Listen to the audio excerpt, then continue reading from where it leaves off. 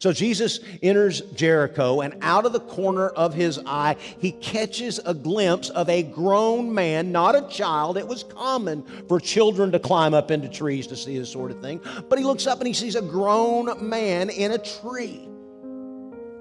And he notices this grown man has on expensive clothing. He is not a peasant or a common man, but is clearly a wealthy individual, a person of means from his dress. And I see Jesus locking eyes with Zacchaeus in that tree.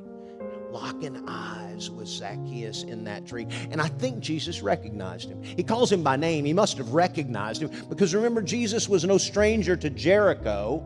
His reputation preceded him. Zacchaeus was the chief tax collector of Jericho. His reputation preceded him. The wicked sinner who was his own category, tax collector. The unwanted man nobody wanted in their home. The one who could never live long enough to outdo his evil deeds or pay back what he had stolen. I'm sure Jesus had heard conversations among his friends about this tax collector, Zacchaeus, how he stole from his own people. That's why this seemingly insignificant encounter is such a big deal.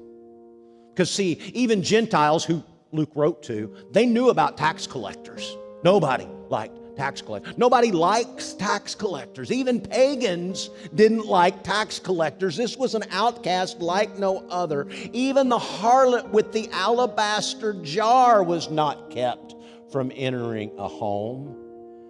And yet nobody wanted a tax collector. So Jesus stops the parade dead in its tracks. He locks eyes with Zacchaeus, looking over the entourage of onlookers, gazing past the throng of holy, righteous people, and he addresses the thief in a tree by name, in public, in front of God and everybody. Parade stops.